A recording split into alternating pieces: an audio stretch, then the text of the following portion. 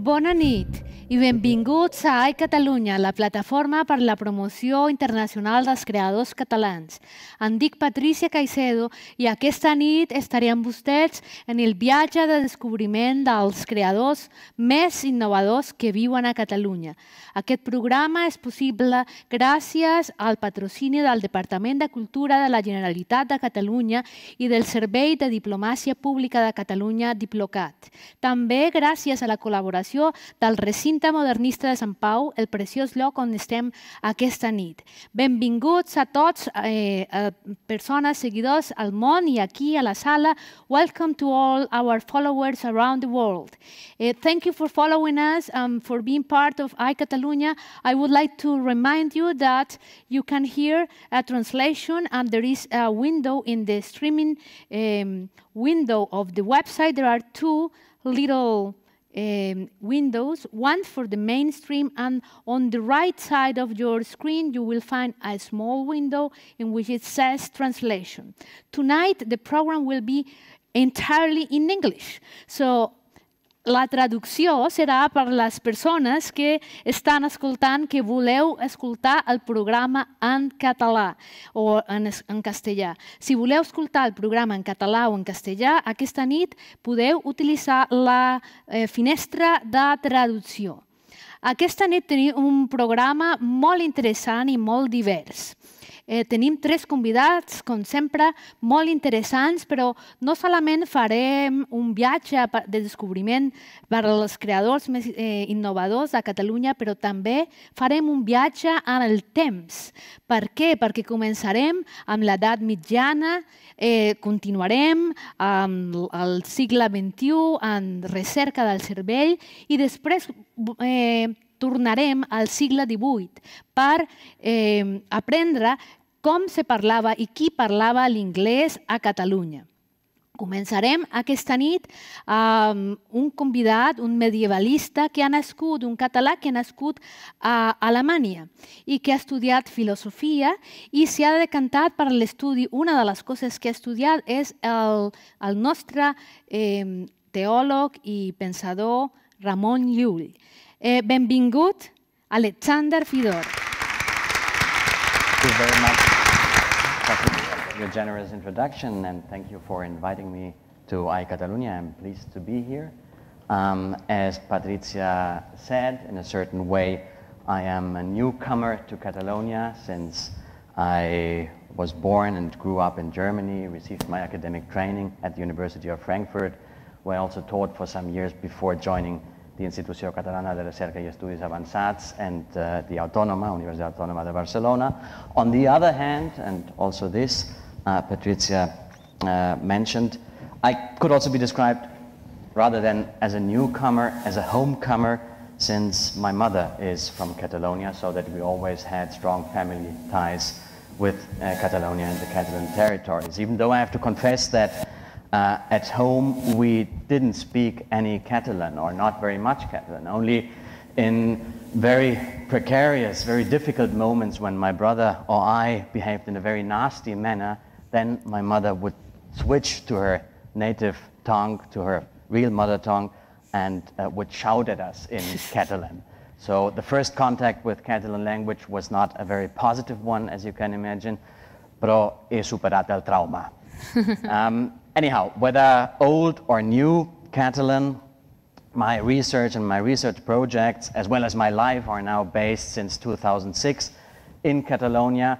And today I would give you some ideas or some insights into what these research projects are about. In very general terms, I'm doing research in the field of medieval studies, and particularly, more particularly, I'm looking into the transmission of both philosophical and theological knowledge during the Middle Ages between Jews, Christian, and Muslims. This sounds very vague at a first glance, so let me give you a more precise example of what we are doing.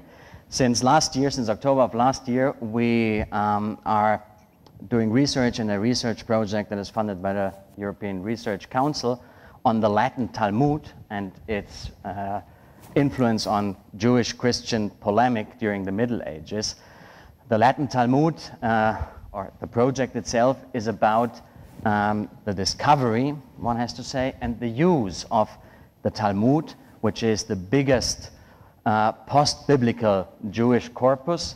So it's rabbinic teachings after the Bible that are collected and which regulate every aspect of daily Jewish life. This has been translated into Latin in the 13th century under very strange circumstances. First, in 1239, a Jewish convert, Nicolas Donin, addressed Pope Gregory with a collection of passages that he translated from the Talmud and which he considered offensive with regard to Christian religion, and in particular with regard to Jesus, who is said to be burning in excrements in hell, or to the Virgin Mary, for which they have nasty names in there, as Nicolas Donin tells us. The Pope reacts immediately, because the Church can be speedy in under certain circumstances, and writes to the kings all over Europe to tell them to confiscate the Talmud and to examine the Talmud. In French, this leads in 1240 to a trial against the Talmud, and in 1241, the Talmud is publicly burned at the Place de la Grève in Paris, in the center, in the heart of Paris. This was, however, not the end of the Talmud affair during the Middle Ages, because, curiously enough, after condemning and then burning the Talmud, the Christian authorities decided that it might be useful to translate the Talmud and to see what they actually condemned and burned. This came a bit late, but even so, in 1244, they translated large portions of the Talmud. 1,800 passages actually were translated into Latin by Christian theologians of that time, which mark a turning point in the history of Jewish-Christian relations, since they show that Christians became aware of something that is even today many times forgotten in Jewish-Christian encounters, namely the fact that just in a very similar way as for the Christians, the Old Testament is completed by the New Testament, so also the Jews do not only rely on the Torah, the Hebrew Bible, but this is supplemented by and complemented by the Talmud. This is an important insight which even today is often forgotten in Christian approaches towards Judaism. So what we do, in essence, is to edit this important corpus and to make it accessible for readers. We will also translate it, so to see what happened in the mid of the 13th century. This is, I think, an important contribution not only to preserving cultural heritage in general terms, but actually it is also a step, maybe only one step, but a step towards doing justice to past generations and preparing ourselves for the present and the future. In the sense that with this edition that we are preparing and translation, we raise awareness of and we try to come to terms with a very difficult chapter in European history, that is minority policies in the Middle Ages. This is one out of several research lines that I'm pursuing, and I guess that in our discussion we can also touch upon others, just like Ramon Llull, who is celebrating, or we are celebrating this year, his 700th, not anniversary, but the 7th centenary of his death, which will give way to many acts and celebrations in Barcelona. But I think that with this brief presentation, I have already given you some insight and some idea of what we are doing at the Universitat Autònoma de Barcelona. Thank you, Alexander. Come here so we talk. So I wonder, this is really fascinating. How many people are involved in this research? We have right now 2 postdocs at the Universitat Autònoma de Barcelona. We will incorporate another 2 doctoral students, and we work closely together with people in Israel and in Germany who join us for longer periods at the Autònoma. And how do you find, because you were saying there were passages that were censored in a way, how did you identify or find those passages that were censored? Where are they, or where? Now, what is particularly interesting about the Latin Talmud is that precisely this Latin version preserves many of the passages that were later censored. Oh. Because they translated, of course, all the passages which they thought were particularly controversial and particularly offensive. And once they had translated them, the Christian censors could operate, and in manuscripts, but also in later editions of the Talmud, these passages were usually eliminated. So through the Latin Talmud translation, we have access to a layer of the original text, which in many editions, original Hebrew and Aramaic editions, is lost because of censorship. And you are translating this or putting this into what language now? We have, first of all, maybe I should have explained this before for those who are not so familiar with philological work and what critical editions are. Texts in the Middle Ages were extremely unstable because there was no printing, which means that texts were transmitted by copies, handwritten copies. And with every handwritten copy, the quality of what was transmitted went down. I mean, everybody knows this children game where you tell your neighbor something in a very low voice, and at the end, the result has very little to do with what the input was. The same happens in some cases with transmission in the Middle Ages. So our work is to gather the manuscripts. There are 10 at the moment. One is from Girona. And to compare word for word what they have, because sometimes there can be a knot which has been dropped and then the sense changes completely. Prepare an edition which gathers all these differences, that would be the critical edition, and establish the critical text. And then we want to prepare a translation to make this work accessible also for those who are not familiar with Latin. So into English? Into English, Into English, interesting. And did you mention something about making justice with? Yeah. Explain a little bit more about Well, I think that in general, cultural heritage and preservation of cultural heritage has a lot to do with doing justice to past generations, for instance.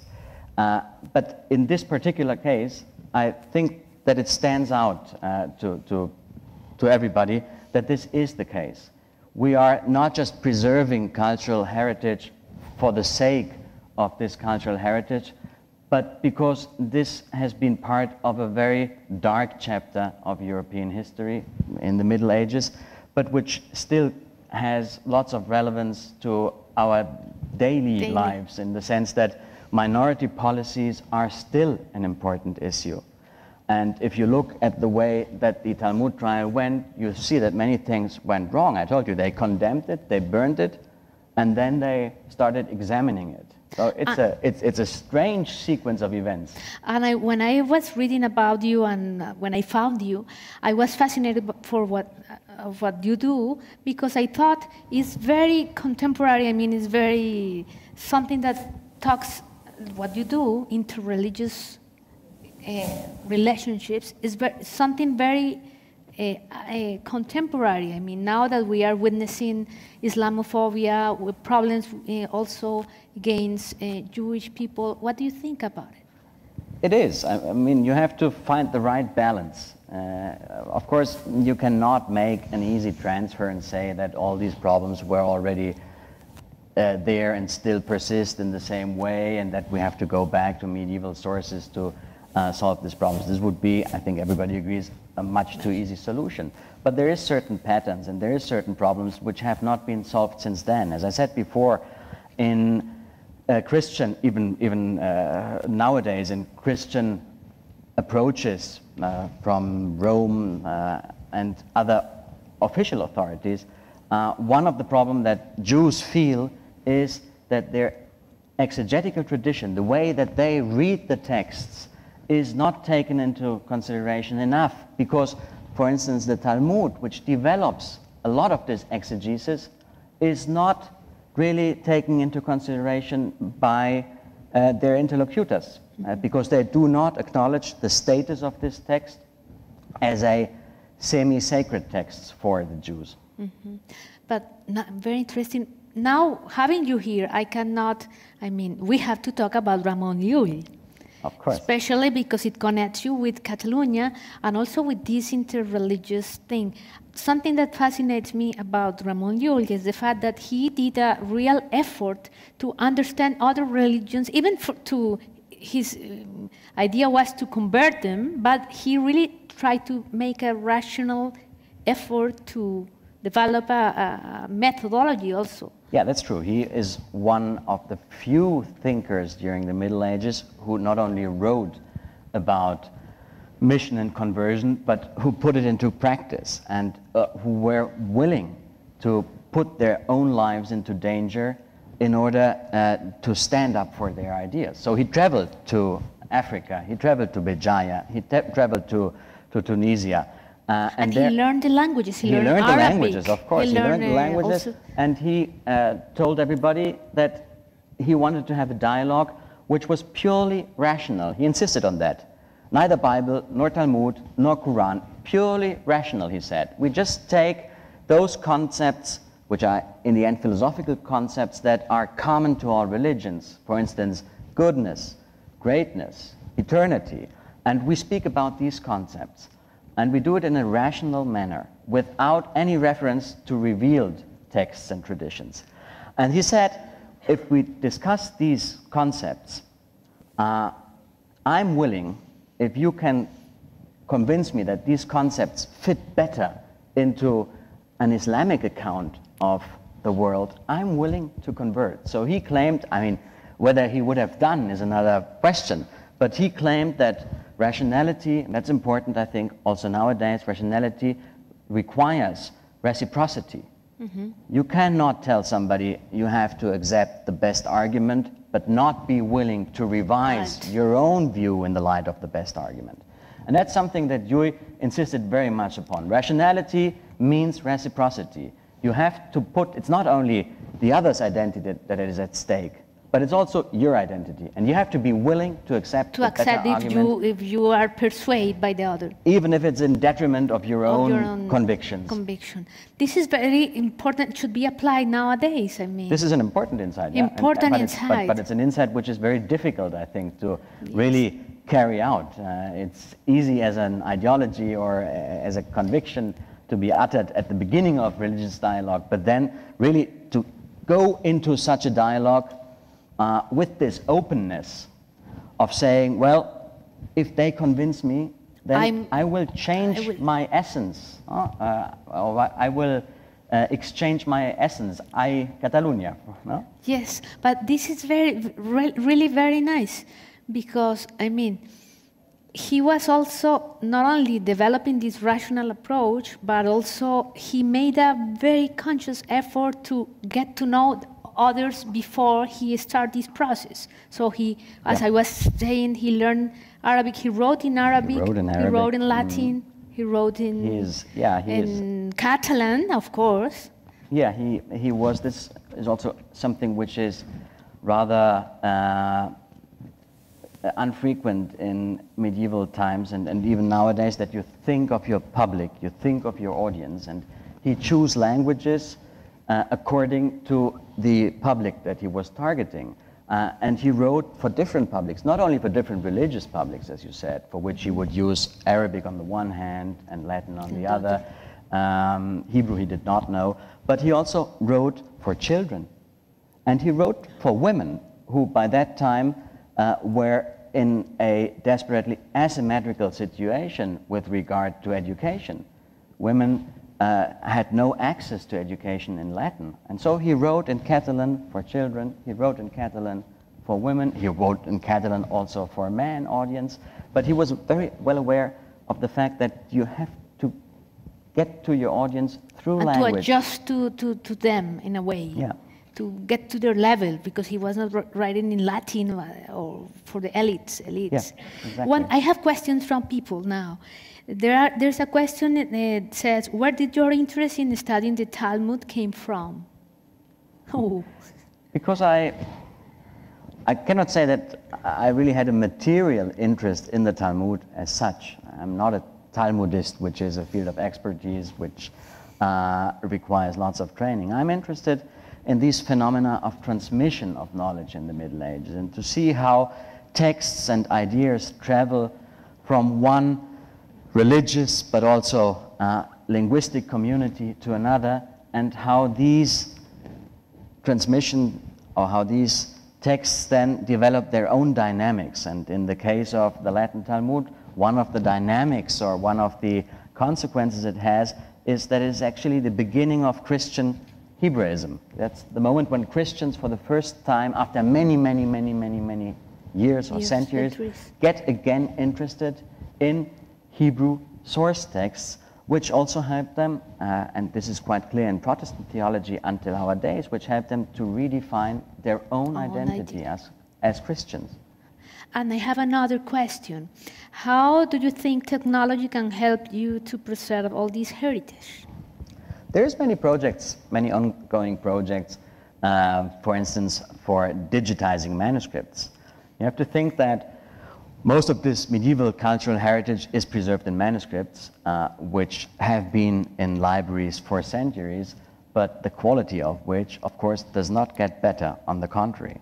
And so there have been important initiatives over the last years, decades, to digitize these texts so that even if they deteriorate, we will have these digital images that allow us both to preserve them, but also, and this is an important factor as well, to work on this text on a more international level. I will give you an example from Ramon Llull, since you asked before.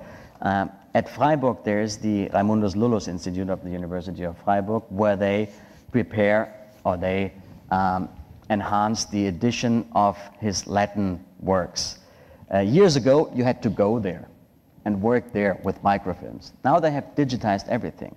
So you have researchers in Brazil who sit at home or in the university. Yeah. You have researchers in Italy. You have researchers all over the place who work on these editions without having to travel. And this makes the dream of Ramon Llull. This makes because he traveled a lot, and actually his last trip costed him his life. So maybe he would have preferred to do some of his work, not all, because he wanted personal contact through internet. And there is another question from somebody that says, how do you think technology? I think we are done with the questions from people, because also we are done with the time.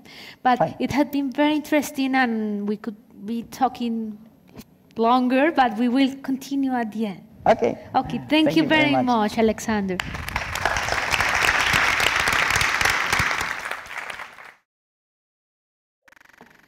La propera convidada és una dona que ha estudiat la carrera d'Economia, però que ha dedicat gran part de la seva carrera a la promoció de la ciència, de les ciències bàsiques. I ella crec que la ciència pot convertir-se en un model de negoci. I és la cofundadora d'una empresa internacional molt important que es diu StarLab, i també la cofundadora, la CEO right now, de Neuroelectrics. Benvinguda, Anna Maiques.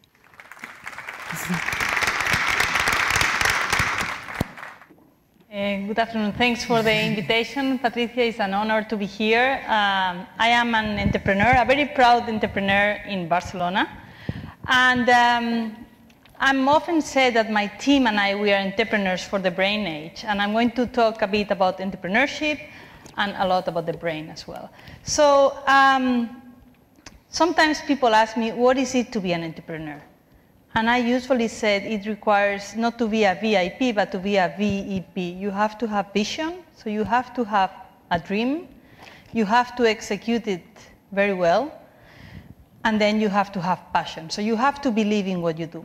So this story started in Barcelona 15 years ago. So I am married to Julio, which is a brilliant physicist and mathematician, and we together founded Starlab.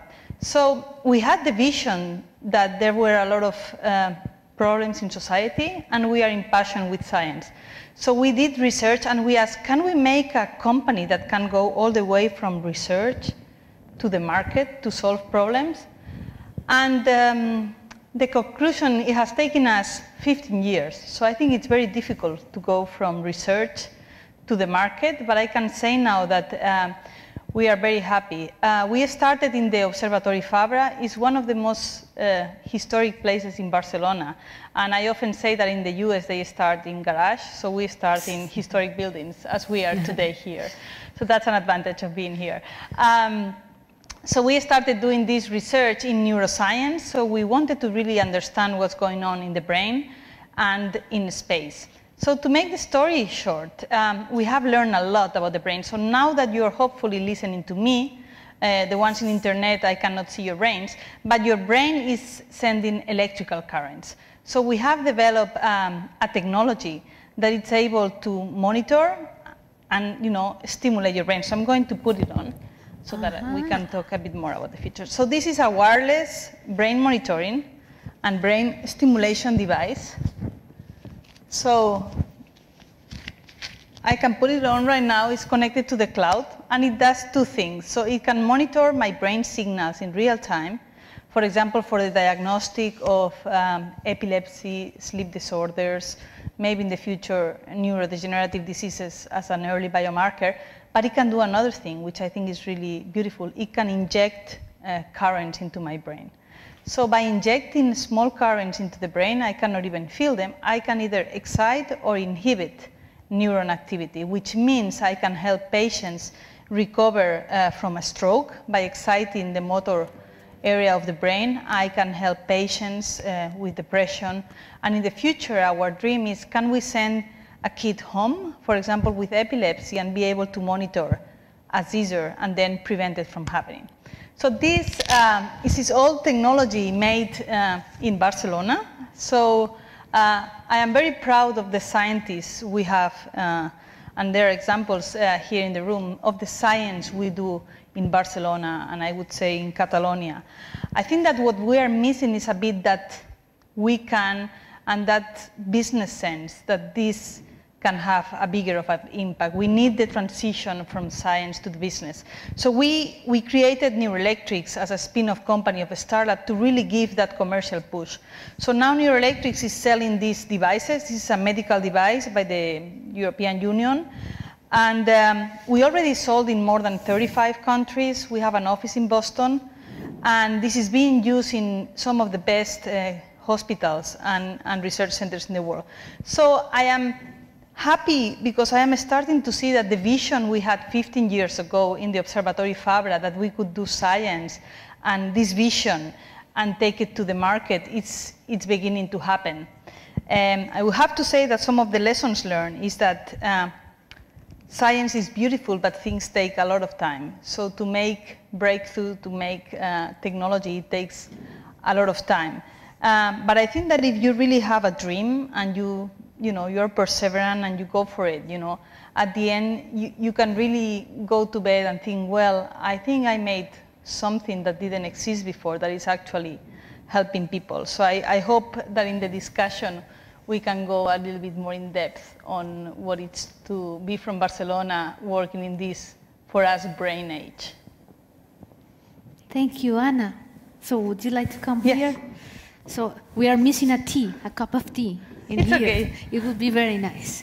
So put it in the back. So I would like, when you say, it is fascinating what you say it sounds like it was very easy. When you tell the story, it was 15 years ago we started, and now we are here, but all the way, how were those beginners? I mean, the beginnings, the money, the investment that you have to make, how many people started this project?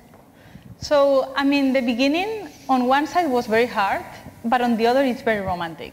Because, when you start something, nobody, it's like jumping, from a mountain. You don't know, how you're going to fall. So there's no safety tent. But everything needs to be done. So, it's blue sky. You can do anything. So I remember in the observatory we used to have, of course, no money, but we used to have these butanos, these heaters. And I remember working with half of my body totally warm and half totally frozen, And I remember having to rent a projector because we didn't have the money to buy a projector. So the beginning was hard, but on the other hand, you find the strength because you really have a dream. But you had a very clear idea of what you want. Yes. And you also had a great training. I mean, your husband was already a PhD in physics and in mathematics. In mathematics. So your biggest asset was your education.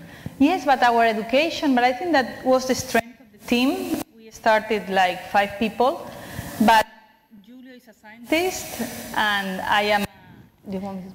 Wait a minute, that we are having some problems with the audio, so we want people who are connected to hear you well, because it's very interesting. Gracias, Carlos. Sorry, yes. Ya está. So we are educated, but we were not trained to be entrepreneurs. We were not trained to run a company. So I was an economist, but I had never, had a company before. So I think that it's a different learning skills, and you learn a lot by doing and by intuition and follow, your intuition. But I remember those times like the whole team was really passionate about what we wanted to do. You think is something missing in the education in the universities right now? Because it happens same to me when musicians or medical doctors, they teach you how to do your work, but nobody teach you how to sell your product. Yeah. How to promote. Yeah, I think that entrepreneurship should be done from a very, very early stage. Like in school at 6 years, we should tell kids, I give you $1 or €1, you have to come back with 3. What are you going to do to get 3? Make collaritos, sell whatever, This kind of business sense of managing a team, cause. I mean, there are a lot of things that we don't have in the culture so much or in the education system. Very interesting. So now going back to you starting the observatory, what was the initial idea? Because you told me when we met that Julio had that idea. They said the future is in the space or in the brain. So he wanted to go in that direction. How was that? So he had this vision, and I think he was completely right, that this century is going to be about space, and I think it's taking longer in space and neuroscience. And the thing is, how can you survive as a company until you develop the technologies that are needed on those fields? And I think we were lucky in Europe to have the European Commission support, which is amazing in terms of, getting grants to do R&D. We had some companies that back us in terms of giving us projects. And then we had the European Space Agency, which is the NASA of Europe. And we have been very competitive there as well in demonstrated we are very good at doing work for them. When you started, you were 2, and now how many? We are 40-something, I think. And 40-something, how many of those 40-something are PhD full-time researchers? Many of them, most of them. So how was that you came here? Because normally our universities or educational institutions are the ones who host these high-end researchers. How did you manage to do that?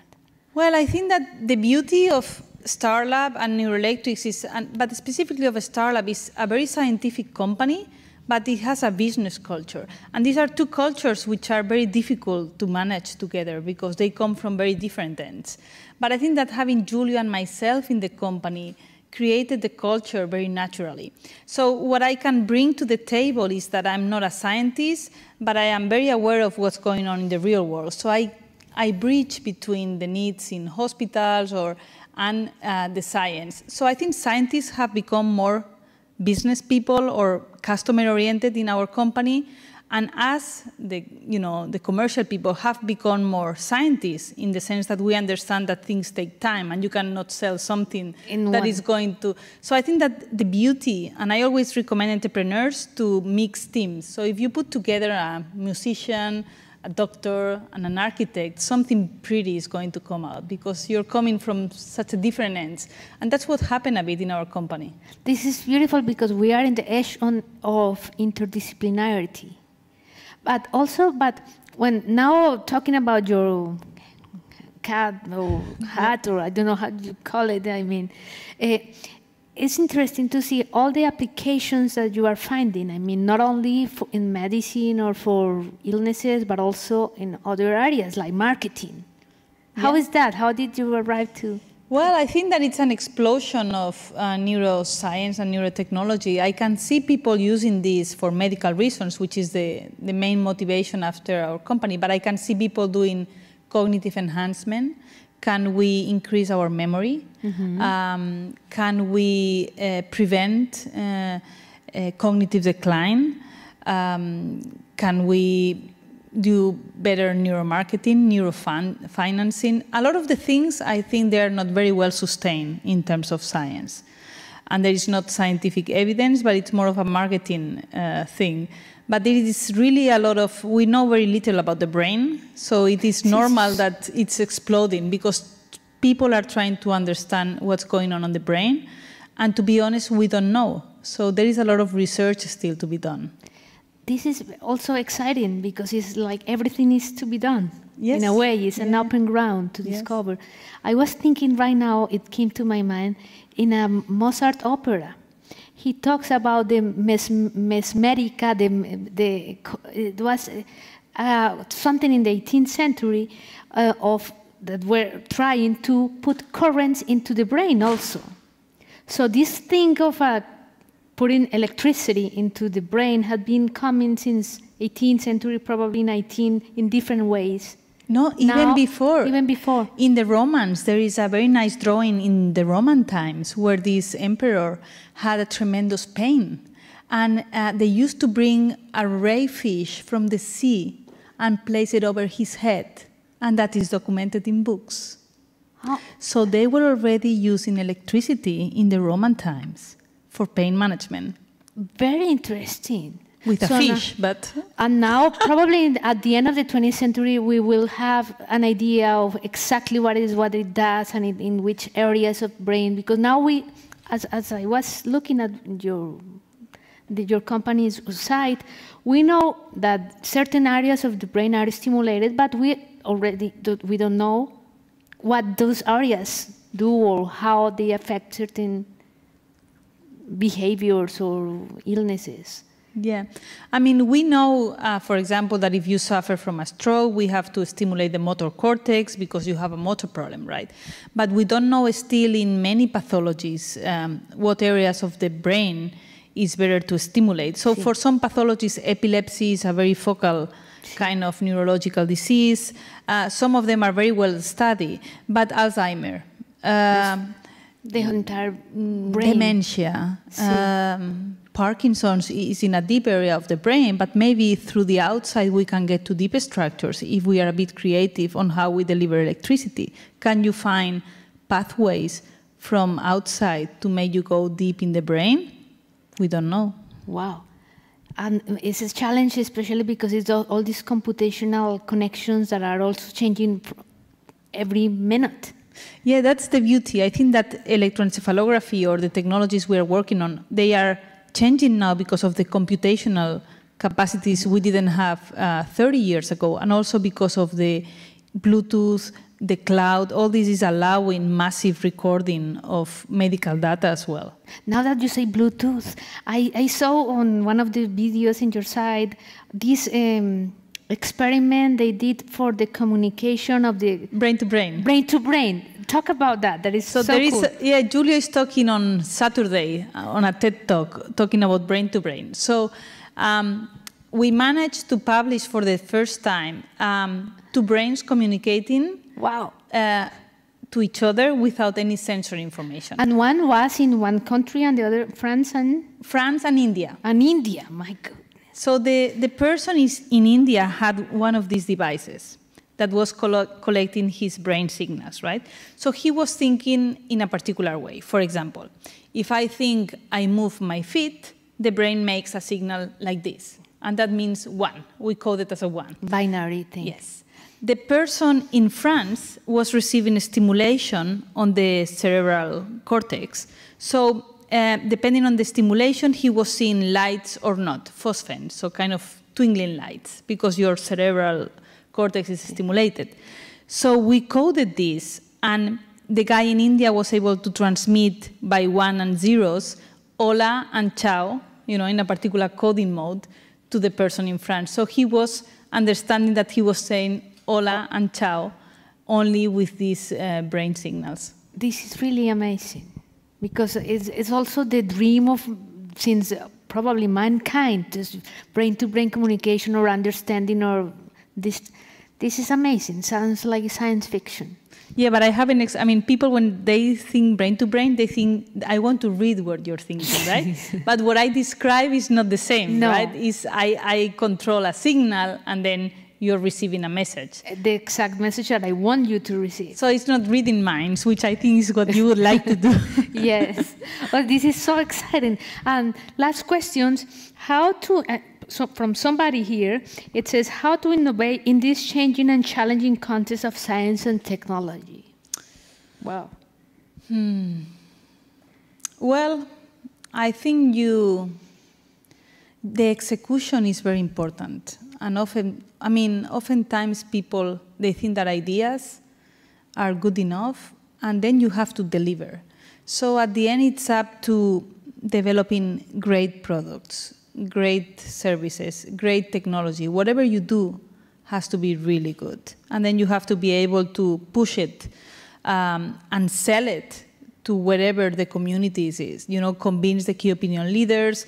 So I think there is always room for innovation, but you just have to execute and make sure that you go around and explain why what you have developed is so good. So innovation has to be hand-to-hand with communication. That's what you're saying. That would be kind of marketing. But without a good product, there is no communication, right? Because the scientific community, it's very smart, right? Yes. But so you cannot fool people. So I think that first you have to scientifically and technically do good products, good technology, even if you do an app, do it well. Mm-hmm. And then you're ready to go out there and sell and promote and travel the world. Thank you very much, Anna. It has been very, very nice to talk to you. Thank My you, pleasure. thank you, and we will see each other at the end. And now we continue with this very exciting journey through time, because we have gone from all the way from medieval to the 21st century, and now we come back or go back in time to the 18th century to talk about the English language and how was the English language in the 18th century in Catalunya and Spain also, and in Barcelona. And our guest is a Catalan born in Canada, who came here many years ago and is a researcher and a university teacher specialized in the English language in the 18th century. Welcome, John Stone. Well, good evening, and Patricia, thank you very much for having me. I do a kind of research into cultural history, and what I look at, I call extraterritorial reading. I made up that phrase, so I'll have to sort of tell you what it means. And to tell you what it means, I want to talk a little bit about Jane Austen, because I know you'll all be familiar with her. And then I want to talk a little bit about Stilton cheese, because I expect some of you will have tried Stilton cheese. I know it doesn't sound like it's going to be about books, but really it is. And then finally, I want to talk about a Scottish college that wasn't in Scotland. So I'll start with Jane Austen. It's the year 2015. How many of you have read a Jane Austen book? Right, so hands up. That's, oh, not everybody, but almost everybody. Okay. How many of you have read a Jane Austen book in English, if English is not your mother tongue? Have you tried to read Jane Austen in English? So we've got a few hands going up. Okay. So if we jump back in time 200 years, if we go back to 1815, it's significant because she's published almost all of her great novels. There's only one that had yet to be published. How likely would it be to find someone in Barcelona who had read a Jane Austen book? Not very likely, right? How likely would it be to find anyone in Barcelona who could read a book in English of any kind? A scientific book or a journal of some kind with political news, right? So that's what I mean by extraterritorial reading. Every language has territory that it's associated with, where it's a language of community use, of culture, and of socialization for children. What happens when you step out of that territory? So what happens if you go to Singapore and you walk into someone's flat, and oh, I've been left without my prop, and you walk up to a wall of books because they've got a lovely flat and they've got all kinds of books, and you see that in the wall of books there's a row that's entirely in Catalan. Oh, what are you doing with all these books in Catalan? Or you walk into a flat in Barcelona and you find that there's a row of books in Chinese, in one Chinese, because there's more than one Chinese, you know, only one writing system, but more than one language. How can you explain the presence of a literacy that's really uncommon in a place where you wouldn't expect to find it?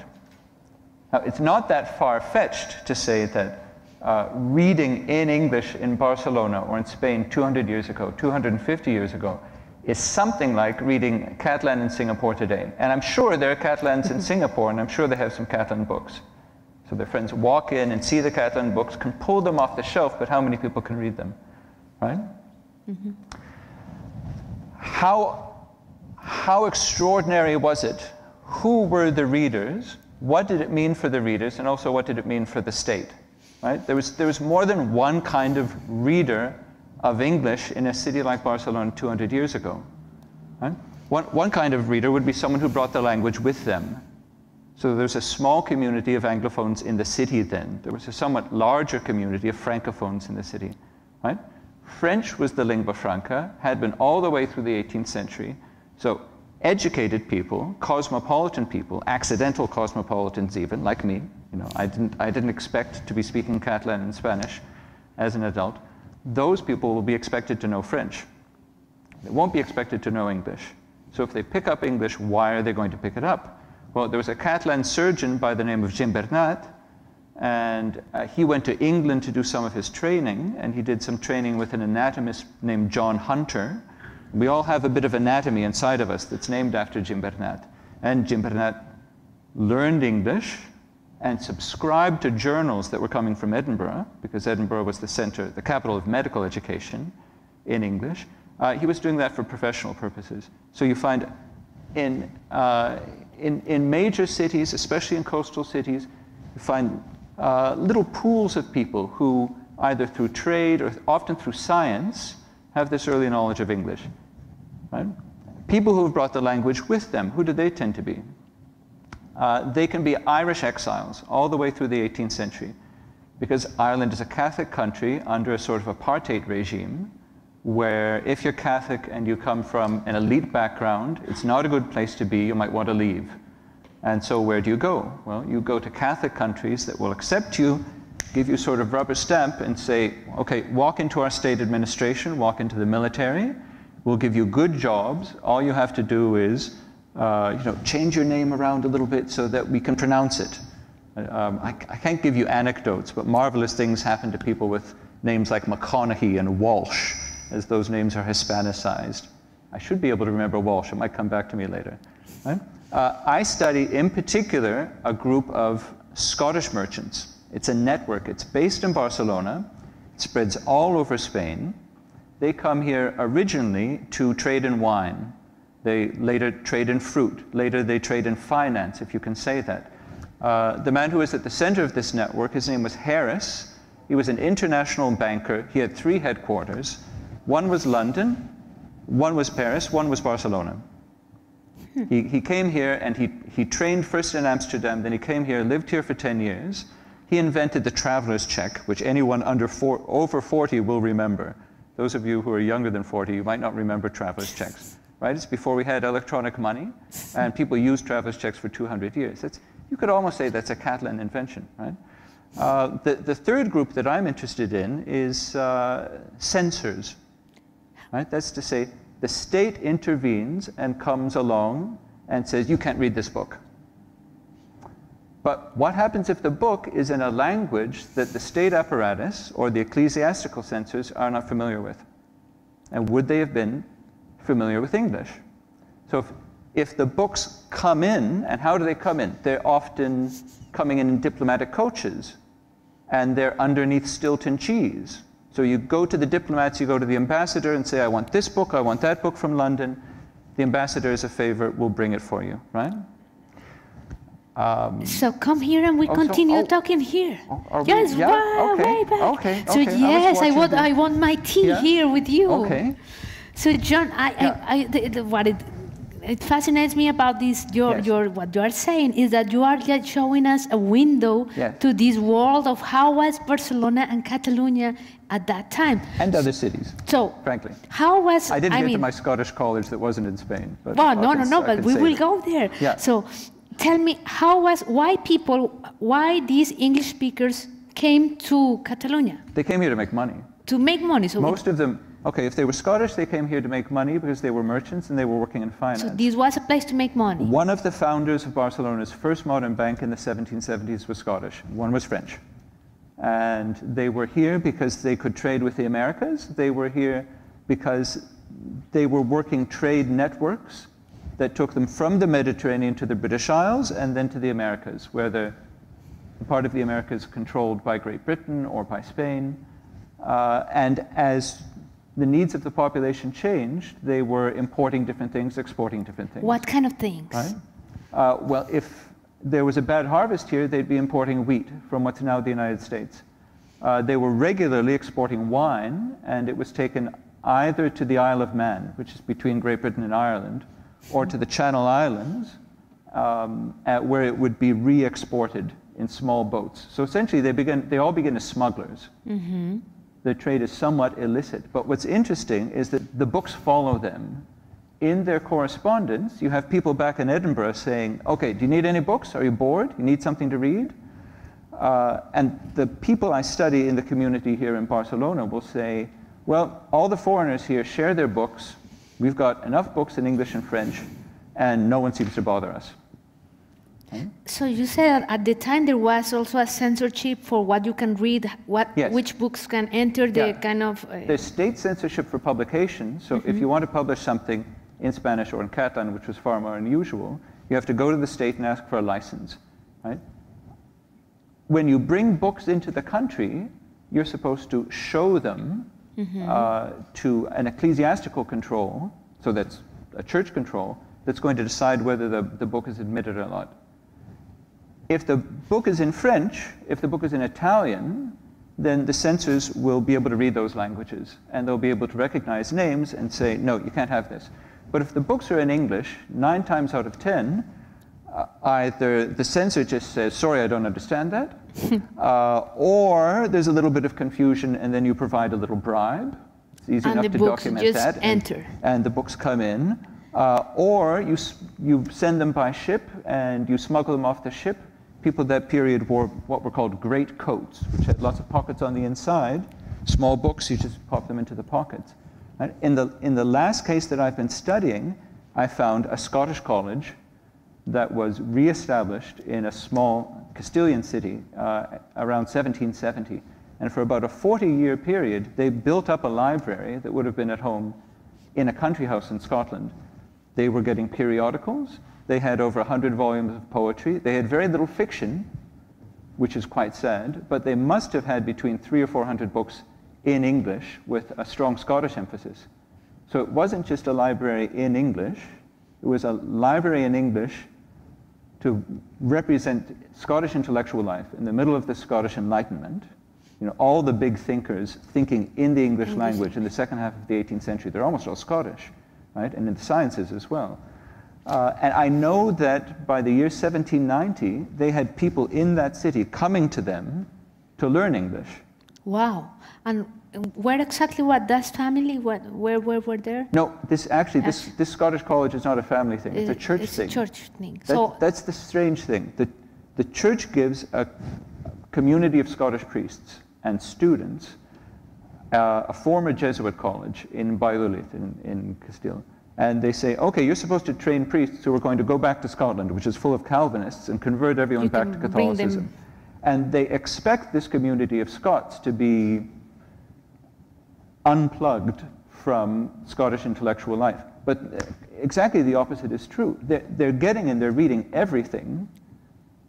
They're getting Adam Smith, they have David Hume. David Hume is an atheist, he was a notorious atheist. And who, for example, I imagined physicians also were speaking, I mean, here, or here, surgeons. The people who knew English would tend to have Irish heritage. If they had Irish heritage, then they'd sort of develop a hybrid culture over several generations.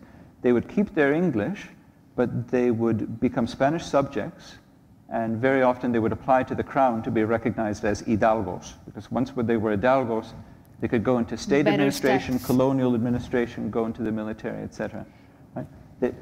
But they would keep up their English because it was their bread and butter. They were like normally working in commerce, and what's the advantage that they've got over their competitors? Their advantage is that they can deal with English-speaking markets in what's now the United States, in Great Britain and Ireland. Right? The other people who learn English, that's to say native-born Catalans who learn English, tend to be scientific, occasionally they're military, and then there's some mysterious individuals who may or may not have been of Irish heritage, were working in church institutions and ended up with a book of Shakespeare criticism. Like I found a book of Shakespeare criticism owned by a library in Manresa in the 1760s. I don't know who brought it there. I don't know who was reading it. But it's in English. Yeah. If you look at the surviving editions of Shakespeare in Spanish libraries from the period, you would expect them to be French translations, because there are plenty of French translations of Shakespeare. Yes. That's lingua franca, cultured people know it. No. The Shakespeare that you find is almost entirely in English. Wow, very interesting. And it's a status object too. Some nobles who want to show that they're cosmopolitan will go out of their way to get Shakespeare editions in English, put them on the shelf. Just as a decoration. You don't know if they read them or not, or if they were just a decoration. It's like, oh, they really make the room. And what happened with those families of traders and merchants who were living the Scots and here? Well, if they wanted to stay, they had to convert to Catholicism if they were not already Catholic. Now, some of the families that I study have connections to the northeast of Scotland, where there was a Catholic minority and a lot of clandestine Catholics. So some of those people might have just said, okay, I'll stay here and be Catholic. I was always Catholic anyway. Right? But some people decide that because their business is going very well, they are going to convert to Catholicism, change their name. One of the early Shakespeare translators into Castilian, not into Catalan, Catalan comes much later, is a man named Macpherson, Guillermo Macpherson, and his father was either a Douglas or a Duncan Macpherson. He was a Scottish merchant. He decided to convert. He stayed, so his son grew up speaking English and Spanish, and then 40 years later you get a Shakespeare translator. You don't get any direct translation of literature from English into Spanish until 1798 for a full-length book. So, and now I'm remembering that slave who came, the autobiography of slaves. Yes. Tell us that story, very interesting. Yeah, well, this is a Nigerian who was probably born in the 1740s, and he was kidnapped from his kingdom. He said his father was a local king, and taken to the coast, sold on, sold again, finally sold to traders, taken to the West Indies, and passed through the hands of 3 or 4 masters in the West Indies. He was bright, he taught himself to read and write very quickly, he taught himself accounting, so he became a sort of administrative slave rather than someone working in the fields. And he came to Barcelona. Yes, then he was bought by a captain in the Royal Navy, or a lieutenant rather, and he became sort of a house slave on a Royal Navy ship. The biggest Royal Navy ships could be like small towns, 800 people on a ship, or what was called a ship of the line, absolutely massive. This is in the late 1750s, and Spain was still neutral in a war between France and Britain. Right?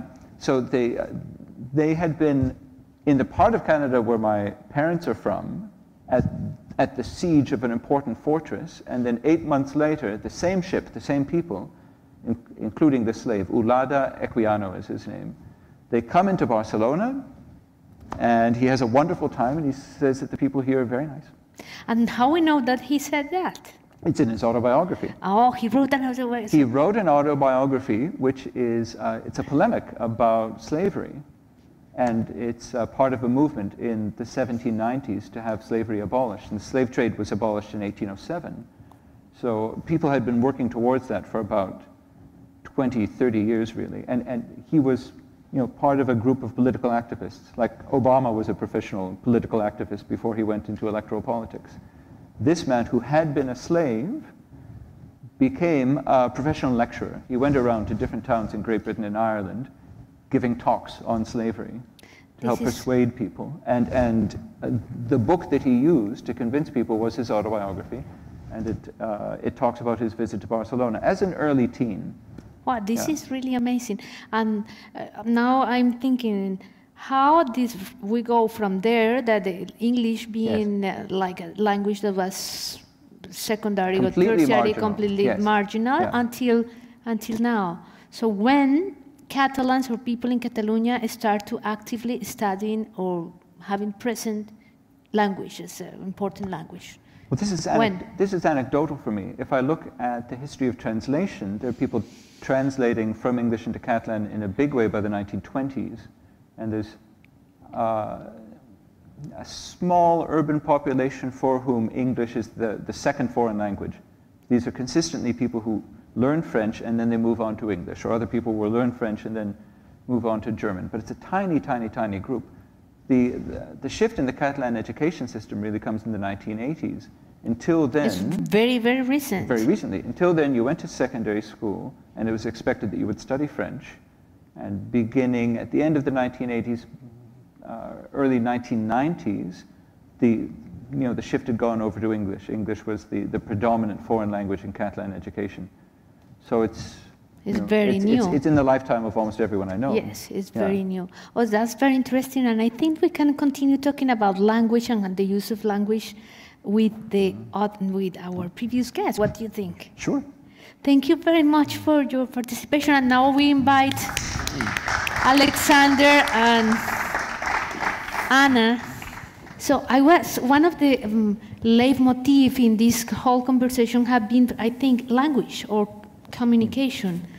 As Ramon mateix wanted to persuade with language, and language was a key element in his communication. What do you think, Alexander? I think with you it's clear. Language is about reaching the audience and the public that you target, and that's what you did.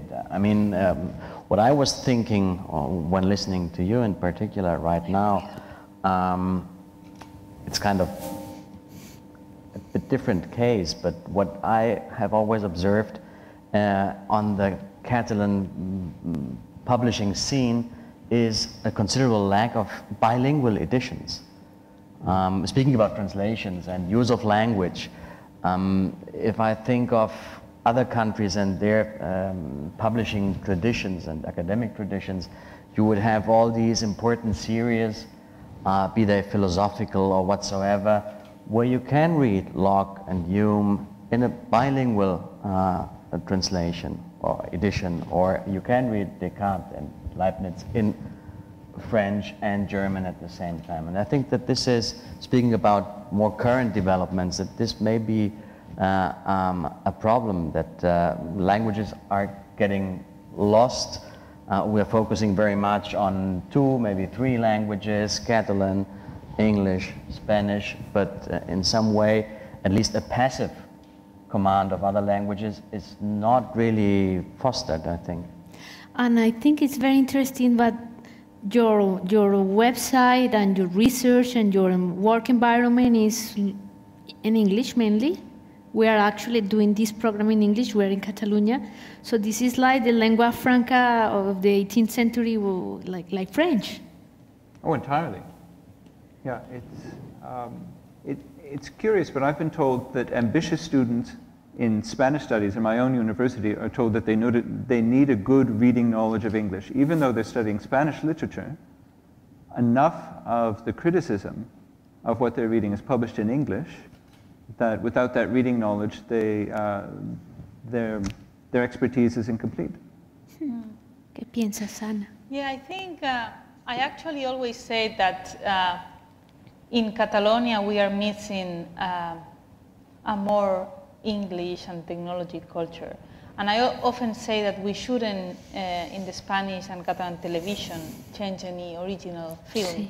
That would be a very small measure that will have a tremendous impact on the next generations. I do believe that in my field in technology, the language is English. And I think that the great scientists we have in Barcelona, they shouldn't have any barriers. And what English allows you today is to go and promote what you're doing anywhere in the world. So that's why I think that English has become so important in order to not set you any limits on what you can do.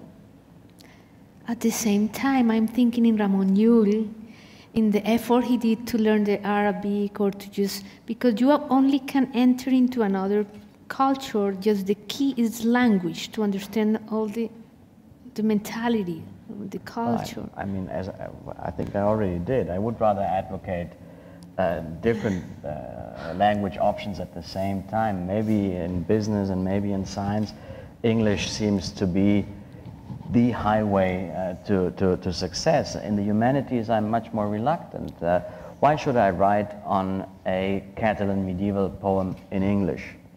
And would I be able to express myself? First of all, I would have to translate it into English.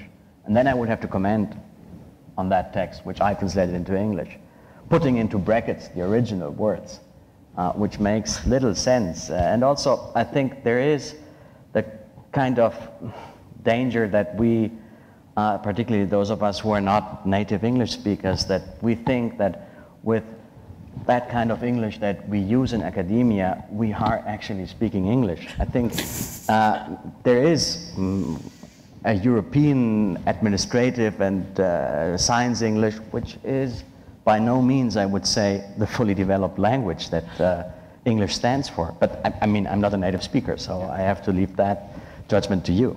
I think it's pretty good. But the European Commission's policy is that everyone should have their mother tongue +2. So for Catalans, who consider themselves native bilinguals, that would be your mother tongues +2, that adds up to 4.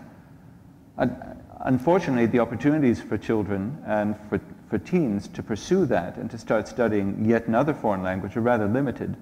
And for younger children, it's nearly impossible to find a school where a 10-year-old child will be studying 2 foreign languages at the same time.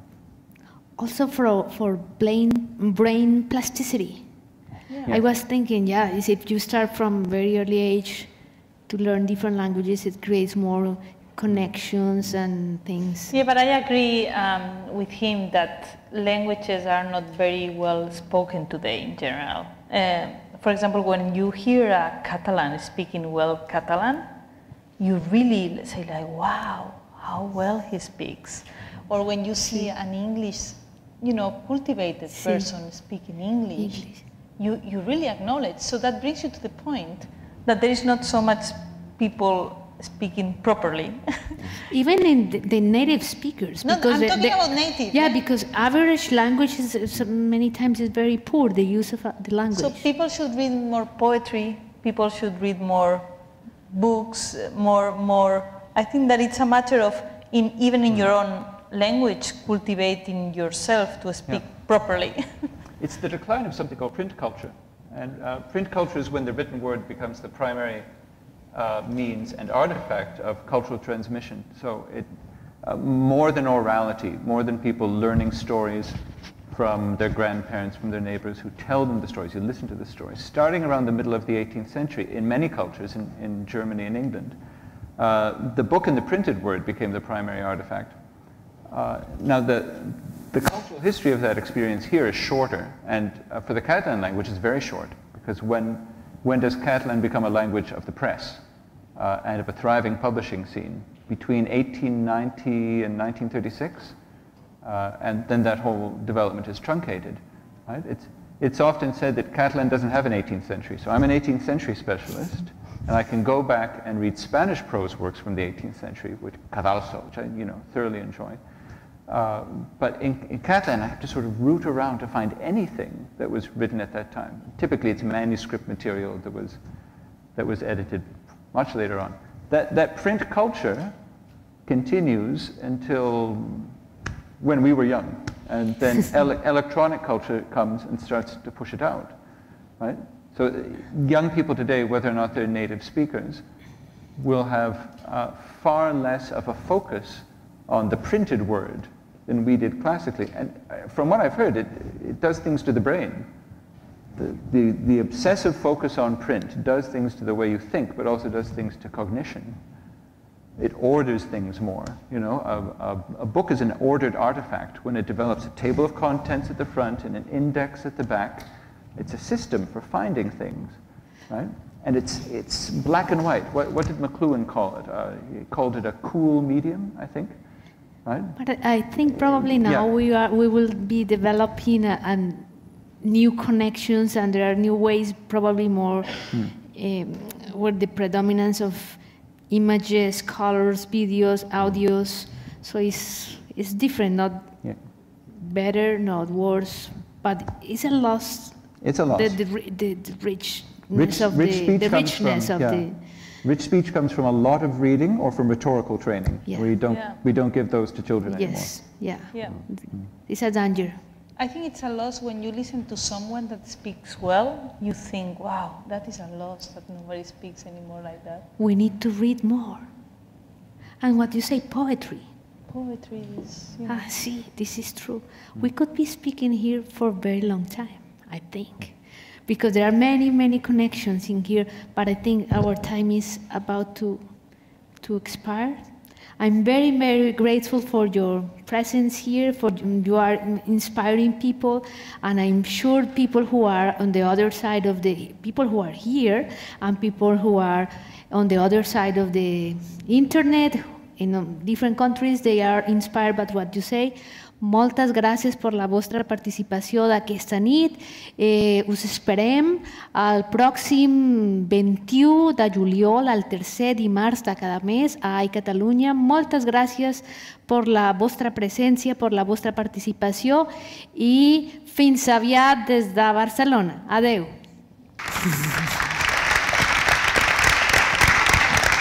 Muchas gracias.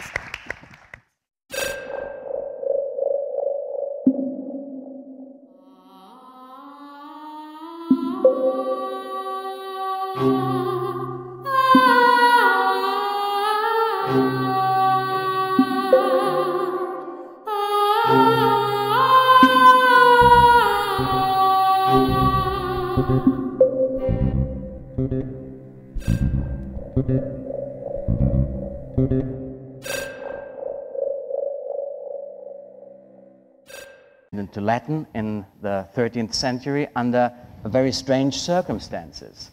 First, in 1239, a Jewish convert, Nicolas Donin, addressed Pope Gregory with a collection of passages that he translated from the Talmud and which he considered offensive with regard to Christian religion, and in particular with regard to Jesus, who is said to be burning in excrements in hell, or to the Virgin Mary, for which they have nasty names in there, as Nicolas Donin tells us. The Pope reacts immediately, because the Church can be speedy in under certain circumstances, and writes to the kings all over Europe to tell them to confiscate the Talmud and to examine the Talmud. In French, this leads in 1240 to a trial against the Talmud, and in 1241 the Talmud is publicly burned at the Place de la Grève in Paris, in the center, in the heart of Paris.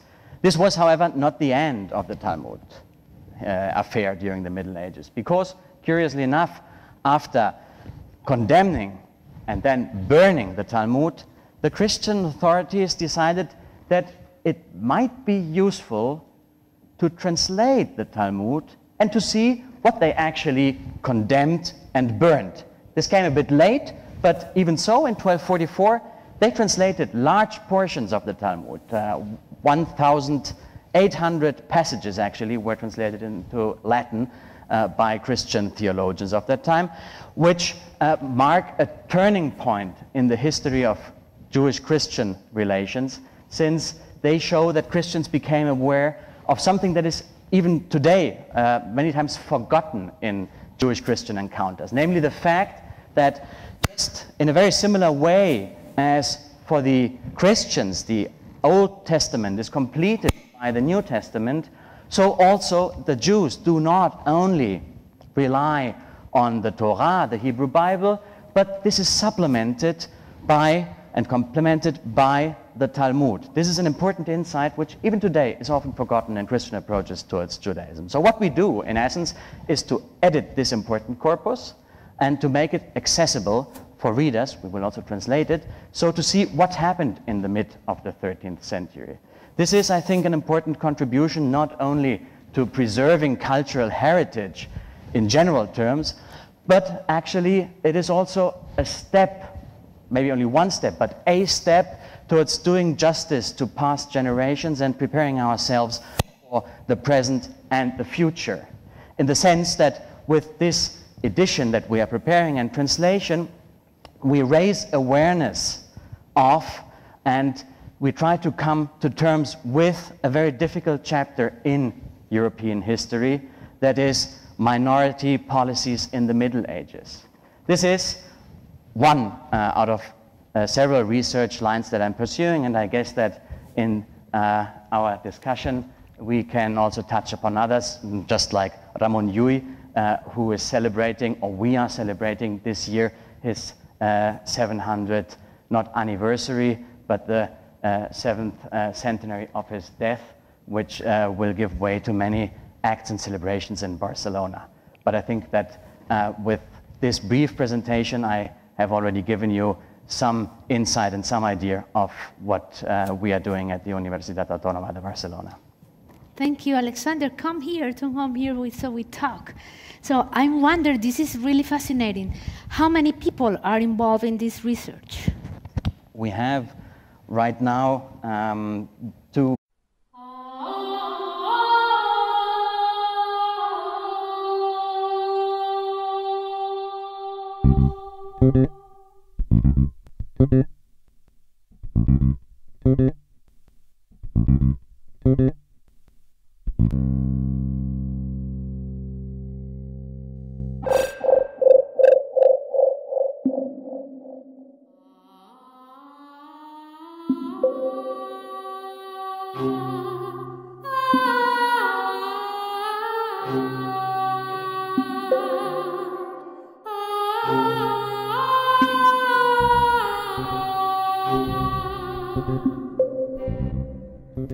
Bona nit i benvinguts a Catalunya, la plataforma per la promoció internacional dels creadors catalans. Em dic Patricia Caicedo i aquesta nit estaré amb vostès en el viatge de descobriment dels creadors més innovadors que viuen a Catalunya.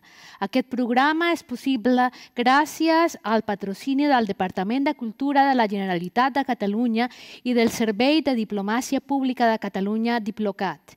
També gràcies a la col·laboració del recinte modernista de Sant Pau, el preciós lloc on estem aquesta nit. Benvinguts a tots, persones, seguidors al món i aquí a la sala. Welcome to all our followers around the world. Thank you for following us, for being part of iCatalunya. I would like to remind you that you can hear a translation and there is a window in the streaming window of the website. There are two little windows, one for the mainstream, and on the right side of your screen you will find a small window in which it says translation. Tonight the program will be entirely in English, so la traducció serà per les persones que always had strong family ties with Catalonia and the Catalan territories, even though I have to confess that at home we didn't speak any Catalan, or not very much Catalan. Only in very precarious, very difficult moments when my brother or I behaved in a very nasty manner, then my mother would switch to her native tongue, to her real mother tongue, and would shout at us in Catalan.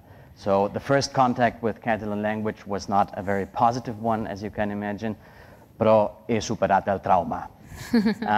Anyhow, whether old or new Catalan, my research and my research projects, as well as my life, are now based since 2006 in Catalonia.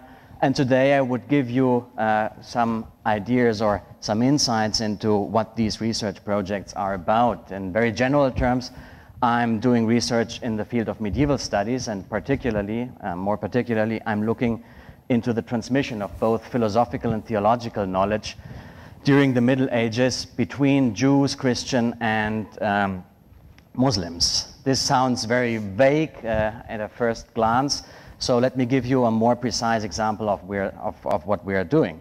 Since last year, since October of last year, we are doing research in a research project that is funded by the European Research Council on the Latin Talmud and its influence on Jewish-Christian polemic during the Middle Ages.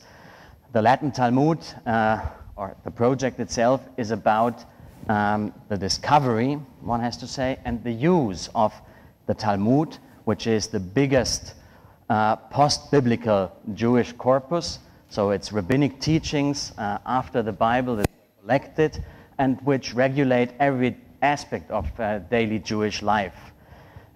This has been translated. Estan escoltant que voleu escoltar el programa en català o en castellà. Si voleu escoltar el programa en català o en castellà, aquesta nit podeu utilitzar la finestra de traducció. Aquesta nit tenim un programa molt interessant i molt divers. Tenim 3 convidats, com sempre, molt interessants, però no solament farem un viatge de descobriment per als creadors més innovadors de Catalunya, però també farem un viatge en el temps. Per què? Perquè començarem amb l'edat mitjana, continuarem amb el segle XXI, en recerca del cervell, i després tornarem al segle XVIII per aprendre com se parlava i qui parlava l'inglès a Catalunya. Començarem aquesta nit amb un convidat, un medievalista que ha nascut, un català que ha nascut a Alemanya i que ha estudiat filosofia i s'ha decantat per l'estudi. Una de les coses que ha estudiat és el nostre teòleg i pensador Ramon Llull. Benvingut, Alexander Fidora. Thank you very much for your generous introduction, and thank you for inviting me to Catalunya. I'm pleased to be here. As Patricia said, in a certain way, I am a newcomer to Catalonia since I was born and grew up in Germany, received my academic training at the University of Frankfurt, where I also taught for some years before joining the Institució Catalana de Recerca i Estudis Avançats and the Universitat Autònoma de Barcelona. On the other hand, and also this Patricia mentioned, I could also be described rather than as a newcomer, as a homecomer, since my mother is from Catalonia, so that we all